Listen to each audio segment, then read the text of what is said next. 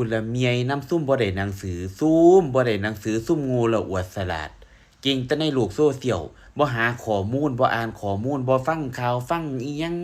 แล้วก็เห็นสภาพตั้งใดเห็นอีหยังอยู่ต่อหน้าแล้วก็มาวิพากษ์วิจารณ์แล้วก็พิมพ์ลงเม่นจังสั่นจังสี่เอ้ยค่อยไปเห็นอีหยังกันที่บ้านประธานสัวข้าวมาจากคนที่มีอาวุโสสูงสุดมีอายุสูงสุดในสภาเขาก็เอาไปเป็นประธานนางสภาประธานสัวข้าวเพื่อสิได้เลือกประธานสภาขึ้นมาแล้วไปเห็นสภาพว่าแม่นแนวนั้นแนวนี้บ่เป็นตาไว้นางพ่อสุโมงบ่นี่บ่สะพานโอ้อันนี้บ่สะอันประธานแต่สั่นตั้งสี่โอ้ยบ่มีความคิดว่าอ่านสูบ่ฮู้จักประธานสภาสัวข้าวติฮะสู้ก็ไปหาข้อมูลเนี่ยอย่าสิปึกแล้วอวดสลาดอย่าสิปึกหนาสาโหดปานนั้นมีหนังสือมีโลกโซเชียลสู้ก็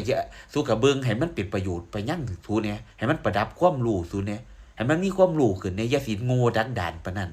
อย่าสิอยากเอาทัศนะเขาเห็นสภาพจังได๋ผู้เฒ่าสู้สิอยู่เฒ่าซ้ำเขาบ่สู้สิอยู่ฮอดอายุ80 90คือเพิ่นบ่ตู้ไปว่าเห็นสภาพนึกว่าอันนั้นอันนี้จังซั่นจังซี่โอ้ยบักเว้านั่นบ่เบิ่งหน้านังหน้าเจ้าของแต่แม่นสูดีเลิศประเสริฐศรีคันเขาบ่ดีเขาสิถูกเรียกมาฮอด10 สมัย11 สมัยพุ่นติอุถามแหน่ไปวิพากษ์วิจารณ์เขาทั้งเจ้าของบ่ได้หนังสือแล้วโง่แล้วอวดฉลาดซุ่มบ่ได้หนังสือเฮ้ยฟ้าวพุ่นฟ้าวตายให้มันแล้วรู้รอดพุ่นอย่าสิมาหาวิพากษ์วิจารณ์คนอยู่ในโลกโซเชียลแบบบ่ฮู้เรื่องฮู้ราวเจ้าของปึกหนาสาโหดปานนั้น